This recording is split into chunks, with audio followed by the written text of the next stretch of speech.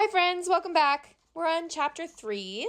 If you don't remember, Dorothy and Zeb were tried in court by the people of the Glass City for ruining their city by causing the earthquake. So until they could prove that they didn't cause the earthquake, they have to fix the city and stay there. So let's see what happens. Chapter 3, The Arrival of the Wizard. The doorway of the glass palace was quite big enough for the horse and buggy to enter.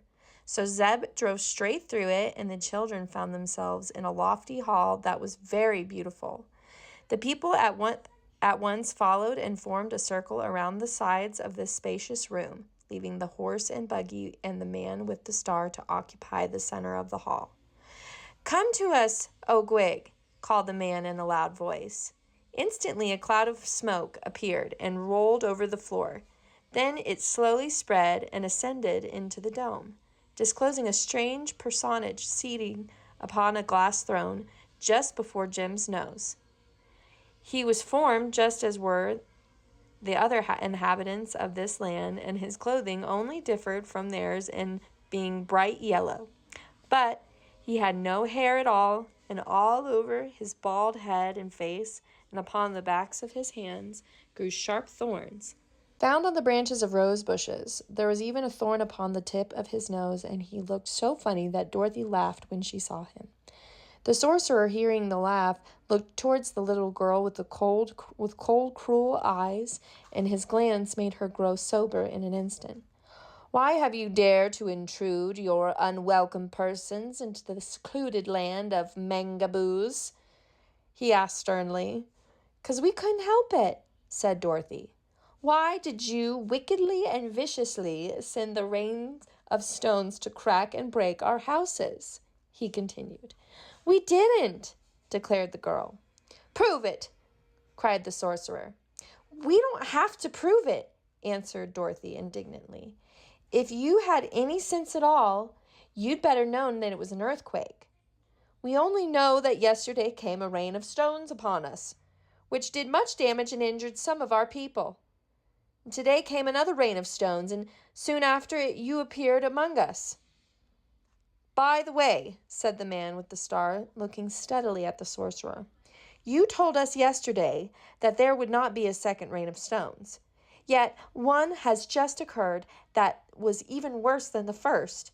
So what is your sorcery good for if it cannot tell us the truth?" "My sorcery does tell the truth," declared the thorn-covered man. I said there would be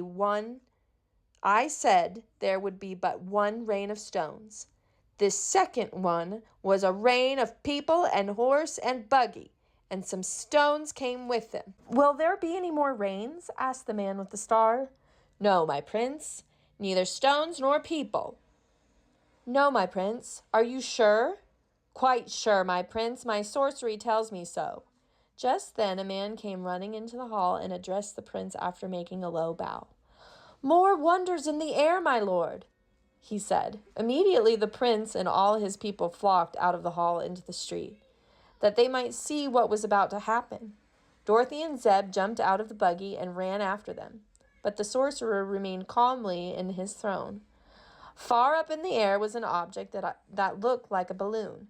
It was not so high as the glowing star of the 6 colored suns, but it was descended slowly through the air. So slowly that at first it scarcely seemed to move.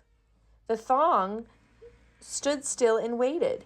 It was all they could do, for to go away and to leave that strange sight was impossible, nor could they hurry its fall in any way.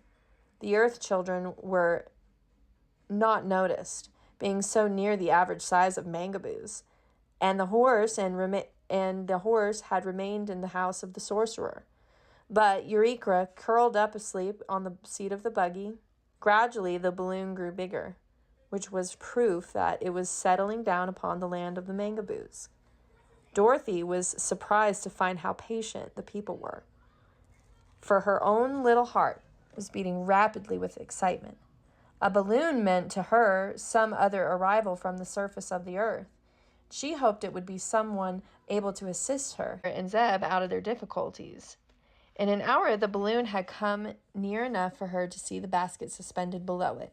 In 2 hours, she could see a head looking over the side of the basket.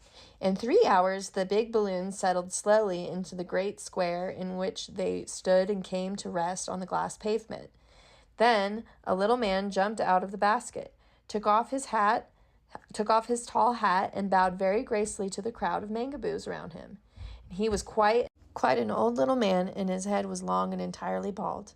"Why," cried Dorothy in amazement, "it's Oz!" The little man looked towards her and seemed as much surprised as she was.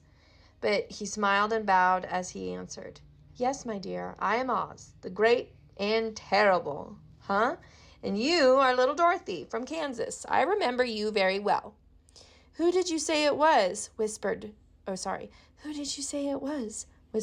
Zeb to the girl. "It's the wonderful Wizard of Oz. Haven't you heard of him?" Just then the man with the star came and stood before the wizard. "Sir," said he, "why are you here in the land of the Mangaboos?"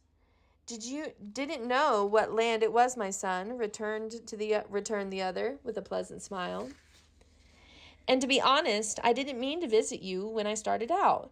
I live on top of the earth, and your honor, which is far better than living inside of it. But yesterday I went up in a balloon, and when I came down, I fell into a big crack into the earth and caused by an earthquake, and I had let so much gas out of my balloon that I could not rise again, and in a few minutes the earth closed over my head. So I continued to descend until I reached this place, and if you will show me a way to get out of it, I'll go with pleasure. Sorry to have troubled you, but it couldn't be helped." The prince had listened with attention. Said he, "This child, who is from the crust of the earth like yourself, called you a wizard. Is not a wizard something like a sorcerer?" "It's better," replied Oz promptly. "One wizard is worth 3 sorcerers." "Ah, you shall prove that," said the prince. "We Mangaboos have, at the present time, one of the most wonderful sorcerers that ever was picked from a bush. But he sometimes makes mistakes. Do you ever make mistakes?" "Never!" declared the wizard boldly. "Oh, Oz," said Dorothy, "you made a lot of mistakes when you were in the marvelous land of Oz." "Nonsense," said the little man, turning red, although just then a ray of violet sunlight was on around his face. "Come with me," said the prince to him. I wish you to meet our sorcerer." Okay, guys, this is a little bit of a long chapter, so we're going to have to make a part 2. I will see you next week. Stay tuned for Chapter 3, Part 2 on Ms. Thompson's Reading Room. And don't forget, there's comprehension questions that go along with this. So please write those down on a separate sheet of paper and hand them in to me, or I'll come pick them up from you and get 2 points for your house. Have a great week, you guys.